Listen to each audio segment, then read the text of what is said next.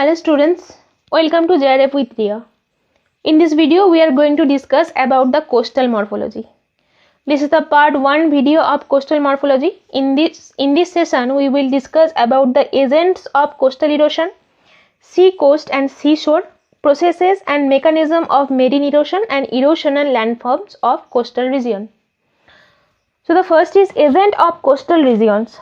The work of seawater is performed by several marine agents like sea waves, oceanic currents, tidal waves, and tsunamis, but the sea waves are most powerful and effective erosive agent of coastal areas. Sea waves are defined as undulation of sea water characterized by well-developed crests and troughs. The mechanism of the origin of sea wave is not precisely known, but it is commonly believed that waves are generated due to friction on water surface caused by blowing wind. The undulation of seawater at the place of their origin are called swell, which are low, broad, regular, and rounded ridges and troughs of water. In other words, the regular pattern of smooth, rounded waves that characterize the surface of the ocean during fair weather is called swell.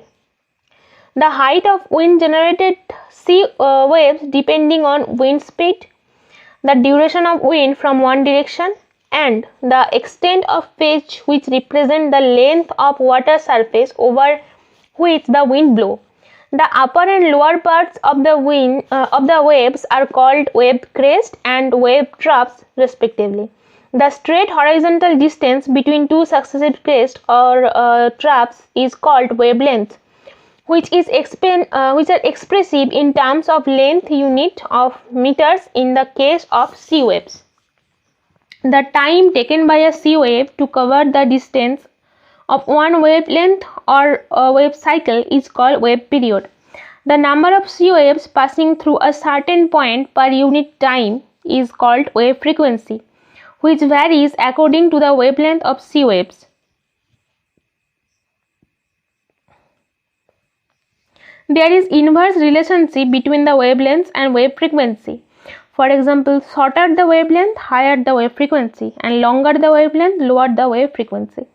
Wave velocity is directly related to the wavelength. For example, the wave velocity increasing wavelength or decreasing wavelength if the wave frequency is constant.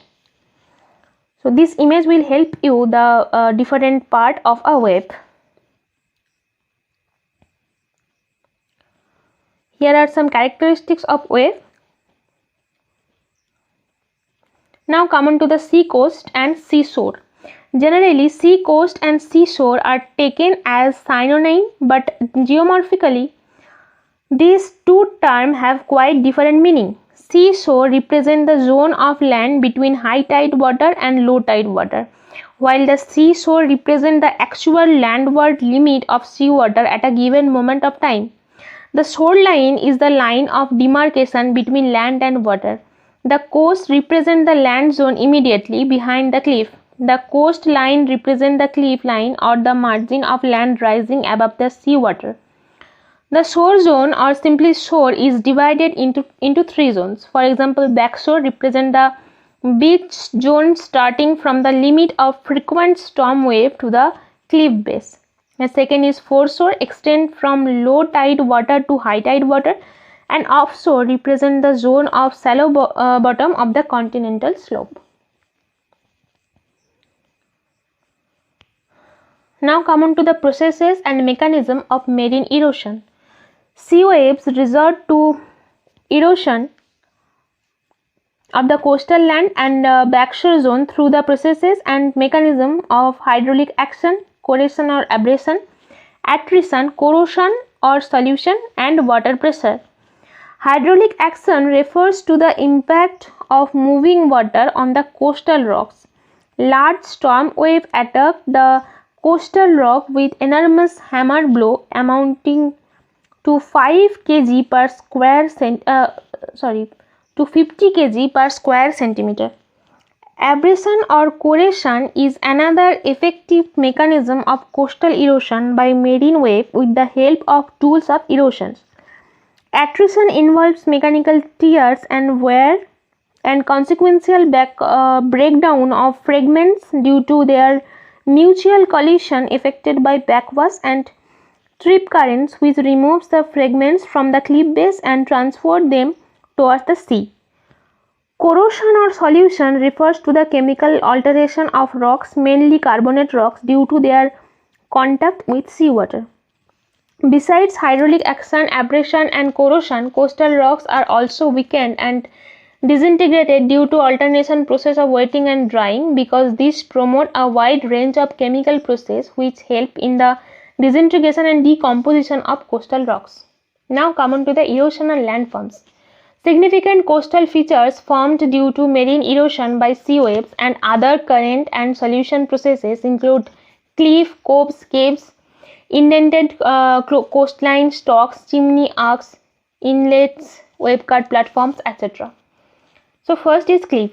Steep rocky coast rising almost vertical above seawater is called sea cliff, which is very precipitous with overhanging crest. The steepness of true vertical cliff depends on variation of lithology and geological structure and relative rate of subaerial weathering and erosion of cliff face and crest and marine erosion of cliff base. If marine erosion at the base of cliff is much faster than the aerial weathering, the cliff face and crest, overhanging cliff with steep vertical face is formed. On the other hand, if the subaerial processes dominate over marine processes, the verticality of cliff disappears and the cliff loses its true cliff character.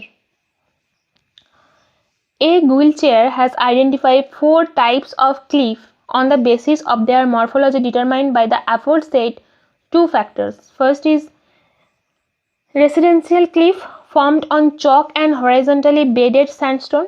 The second is weak cliff developed on clay and shales.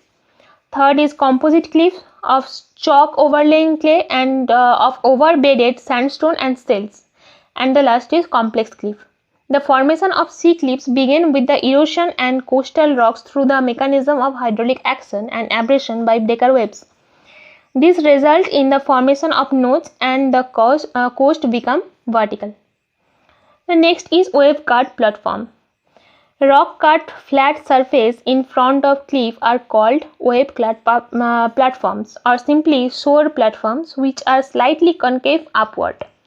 The origin of development of wave-cut platform is related to cliff recession. These are also called wave-cut benches. Shore platforms are formed where cliff recession is active due to powerful bombardment of cliff base by approaching breaker waves and effective removal of eroded materials by backwash. The forms of wave-cut platforms depend on geological factors. Extensive platforms are developed where the rocks are least resistant to wave erosion.